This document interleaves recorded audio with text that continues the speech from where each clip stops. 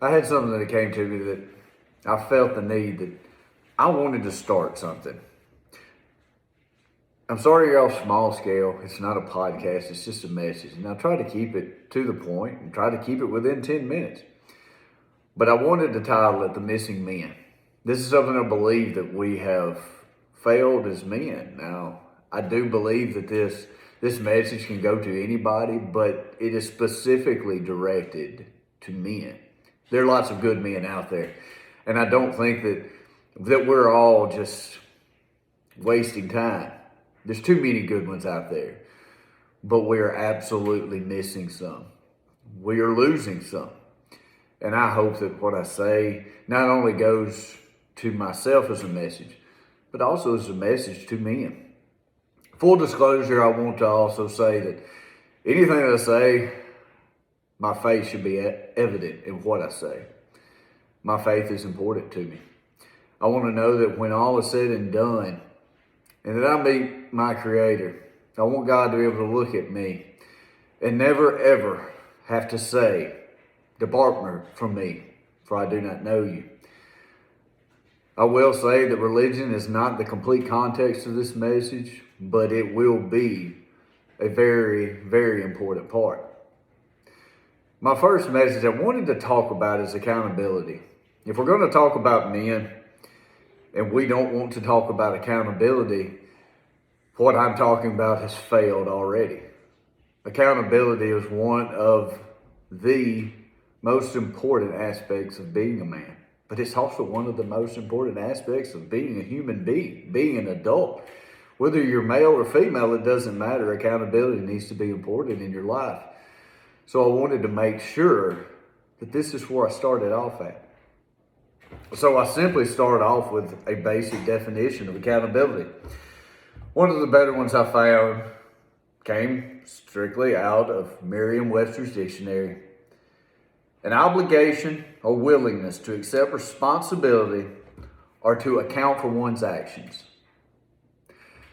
I promise I don't want this message to come across as political. But if we turn on our news today, are we as America watching accountability being shown in leadership? I'm sure we've got plenty of evidence that it has, but I'm sure we've got plenty of evidence that it's not. We're rejecting responsibility as if it's a plague. We're watching truth die on the vine as if it's a curse, but we're watching mistruths and lies become evident. We're letting them become the norm. But what I'm about to say, I hope hurts some of us. Men, we're supposed to be here to stop this. We're supposed to be here to show what it is that is right, what is wrong. We are to be the ones that are guided to lead our families. We've watched as the nuclear family has been something that has been said is wrong, is outdated. We've got to stand up for things that are going against that. Now, what I wanted to build this on is to let you know a little bit about me. Years ago, me and my wife, we had decided that we wanted to do our part to help in showing how accountability had been let go. Now, we're not perfect. I don't claim for this to come across that I am perfect or that my wife is perfect or that my family is perfect, because it is not. It's flawed. It has its chaos. It's just like any other family. But we saw something that was happening within families in the forms of foster care. We saw a need that we wanted to meet and become foster parents. Currently, we are not foster parents. We've most recently built a house, and as we were building the house, we had to move into a camper while the house was being built. So for anyone that lives in a camper, lives in a small RV or anything, knows that if you're going to try to fit 4 or 5 kids plus a mom and a dad into a camper, it is not realistic. So as of right now, we finished our home, but we've not got back to foster care as of yet. But this was a very, very important part of our life. We watched where accountability was falling. We watched young kids that were not seeing the world the way they should see it. I give the example of one of the children we had. I can't go through exact names on any of the children we had, but I will list her as Sarah. I remember when she walked through our door. At 4 years of age, I looked at my wife and I told her, I was like, I need you to understand something. I said, this little girl at 4 years old probably believes, without a doubt, she is her little sister's mother. And she will go about you at that way. She will see herself as her sister's mother. And as Missy tried to be a foster mom to her, that was going to create problems. We listened to so many people that talked about all of the heartaches that come with foster care and all of the, I'll quote, baggage that comes with the kids, because you have to accept what's coming. You have to accept what behavior is coming. You have to accept what scar has been put in place. And you've got to be ready for it. But it didn't take long for me to realize it wasn't the kids that were the hardest part of foster care. It absolutely was not. It was the parents of the kids that were the hardest part of foster care. Because I was watching what scars were there. I was watching what tragedies were there. I sat in a room one night after trying to discipline Sarah, knowing exactly how misguided she had been in her life, how her sense of right and wrong was so messed up, how her sense of what a 4-year-old should be compared to what she really was totally wrong.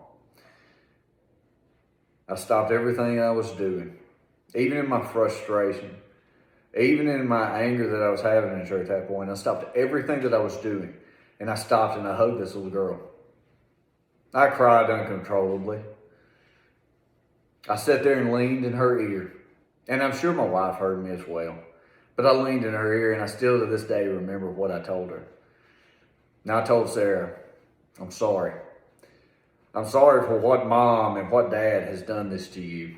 I'm sorry for what you have seen as an image of an adult and what you think it can be.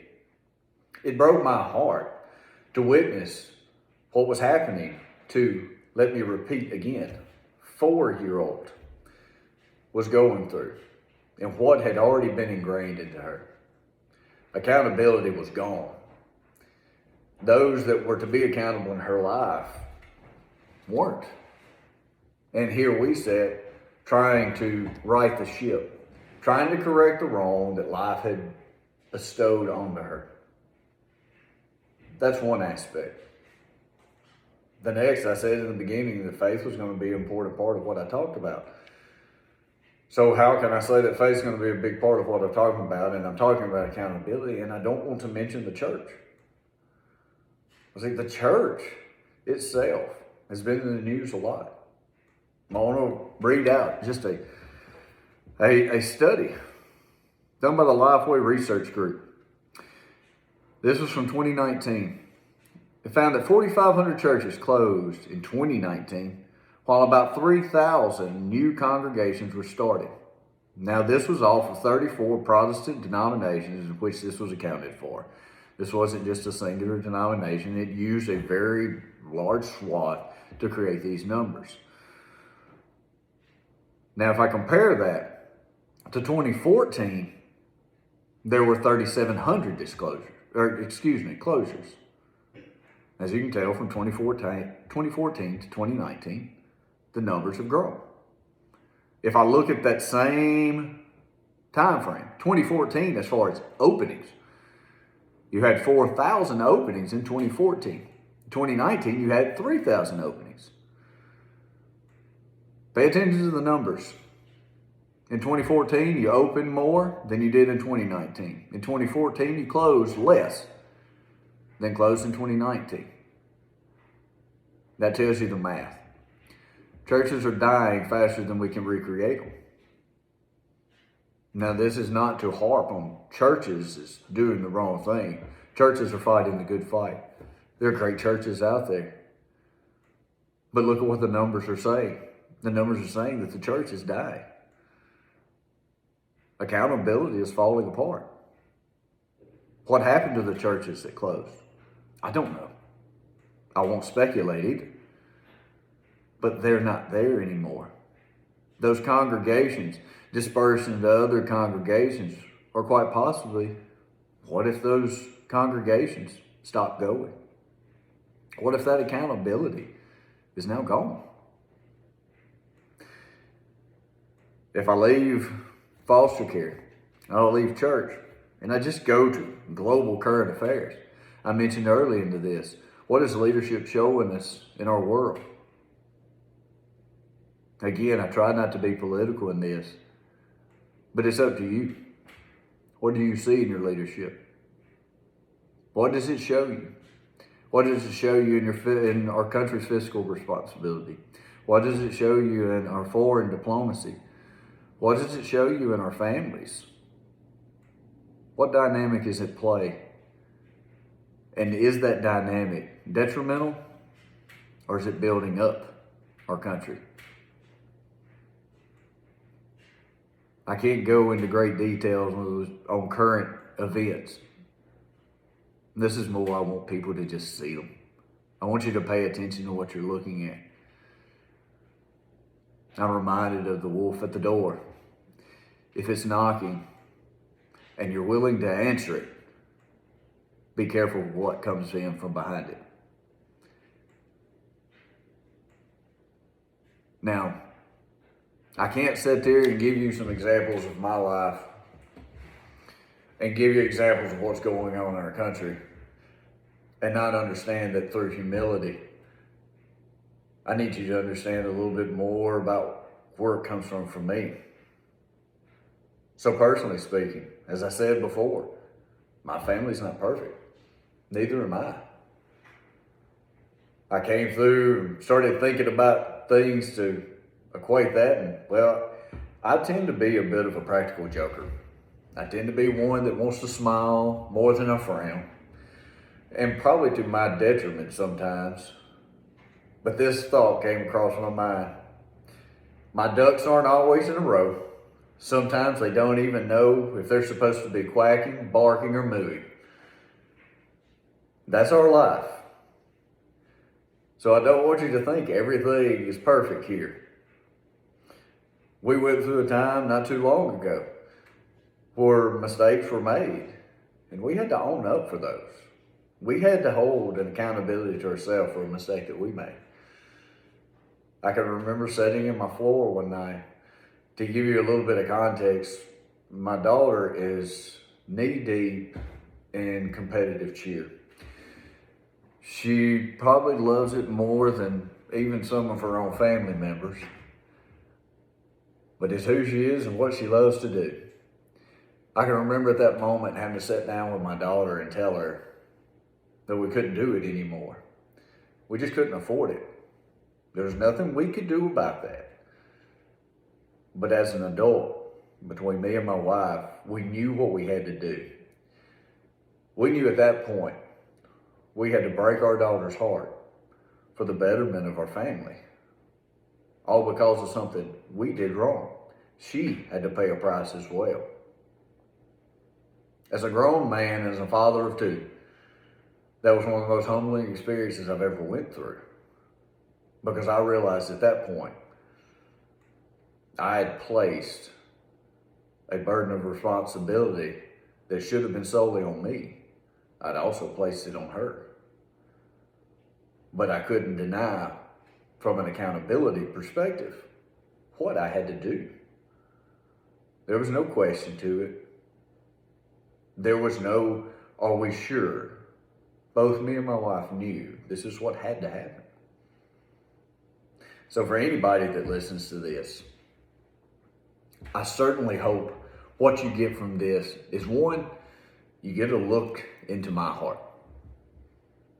I hope that with what I say, it makes you believe what I'm saying.